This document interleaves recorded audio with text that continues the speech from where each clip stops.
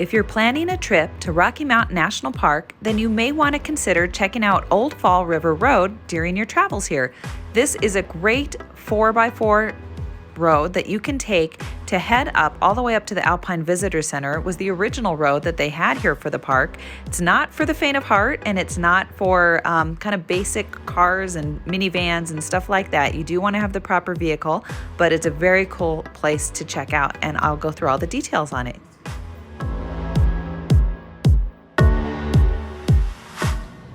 So where exactly is Old Fall River Road? So you can see this is a map for Rocky Mountain National Park. If you were coming in over on this side, you're talking about the Grand Lake side. Coming in from over here is the Estes Park side, which is really how you're going to access this. Go by the Fall River Visitor Center, and then the park entrance is up here, and you head this way and you head on this little route off the main stretch of 34, and you head out to the Alluvial Fan. And I'll show you a little bit of some pictures and video what the Alluvial Fan looks like. That's a cool place to check out too. Here's some video of the Alluvial Fan. This is probably around 2018. So you can see a lot of boulders and stuff like that. This used to be kind of a more green, lush area before the floods, and the floods pushed down all these boulders into this space. There wasn't much for a walking path, although they've been working to remove a lot of those boulders and restore some of that walking space.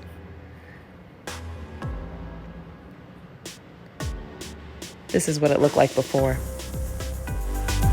We actually would hike here and do a lot of hiking and cross the path, and there was a bridge that you could take that went over the water and stuff before the 2013 flood, and then that was all washed away, and it ended up having boulders and big boulders in the area. It's not necessarily super hiker friendly, although they've been working on restoring that and kind of getting it back to where it was 10 years ago.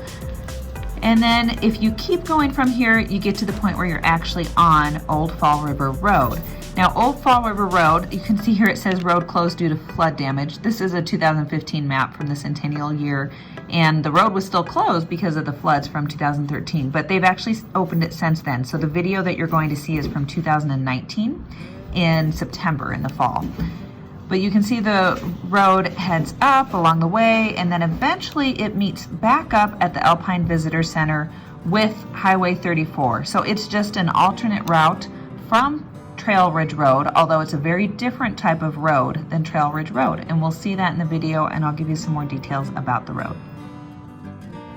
This is the entrance for Old Fall River Road. You can see that it is a one-way. There's just no way to have two cars and allow people to pass. So they've had to make it a one-way. It's steep, it's narrow, and it says no vehicles over 25 feet in length. I think if you're in a truck, that's fine. I think an RV would be ridiculous to try to bring on this route. So leave the RV parked at the campsite and bring your tow, and you can take that up here. Speed limit is 15 miles per hour. I think a lot of people will take some time and kind of pull to the side and take some pictures and enjoy this. This is really the nature way of seeing the road, and kind of working your way up to the Alpine is on this stretch.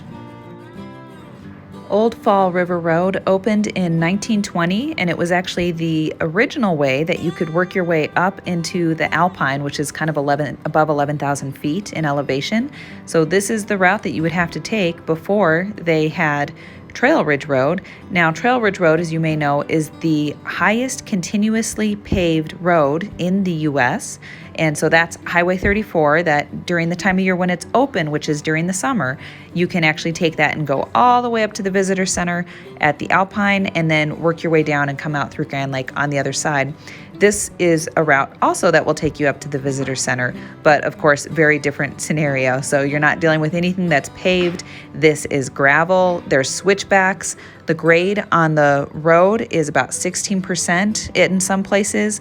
There's 16 different switchbacks, and the radii is as tight as 20 degrees on some of those switchbacks, so it's really tight. That's why the length limit on vehicles. And the road width is only about 8 to 14 feet at any given point in time. There's no guardrails on it.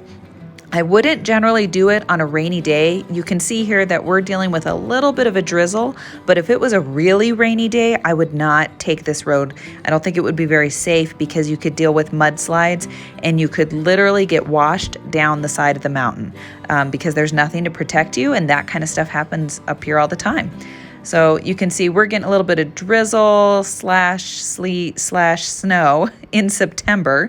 That's not uncommon, but by the time we kind of make it up to the Alpine, the clouds have cleared away and it's beautiful. So you'll keep seeing that. You can see here where they've done some reinforcement onto the wall and put down all those boulders and stuff to try to prevent mudslides from happening. My guess is this is where a lot of the road washout had happened and the damage was from the floods in 2013, but I don't know for sure.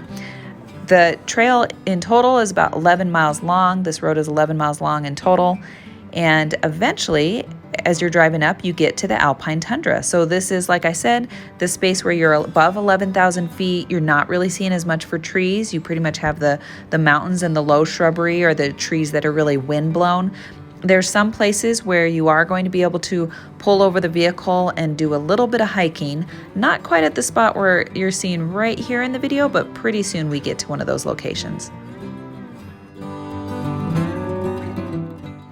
You can see here the plow guides. So these really tall sticks that go like 12 feet up into the air, that helps the plows to know where they're actually going to plow when they go to clear this road in the spring.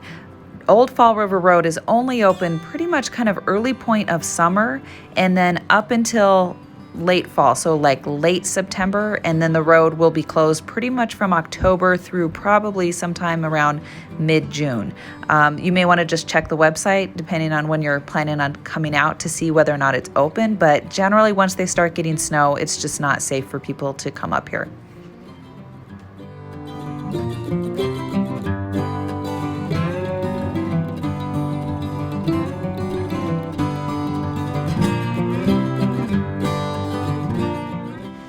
You can see here one of those pullouts where you're able to pull over and go on one of the hiking trails.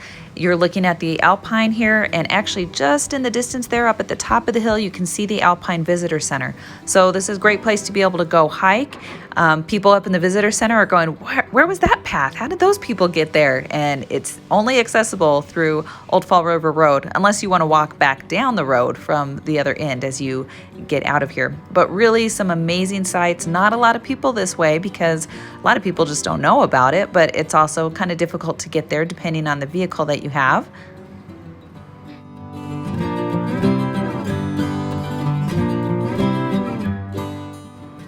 And once you do kind of exhaust yourself on these hiking trails and you're ready to continue all the way up to the Alpine Visitor Center, there's great different exhibits and kind of interpretive signs and different things where the kids can do a lot of learning. So it's a great place to check out for you or for your kids and learn a lot about this climate and what makes this Alpine tundra so special.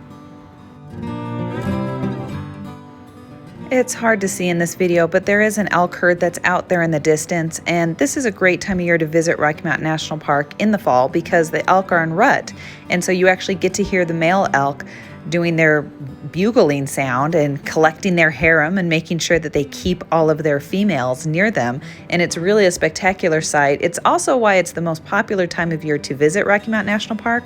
So you want to be sure to book all your reservations and stuff early. But as you can see, we're here in the fall and there really were hardly any other cars on Old Fall River Road. So it makes it a great place to be able to stop, see a bunch of the wildlife, not have all the crowds, as long as you have a vehicle that can do it.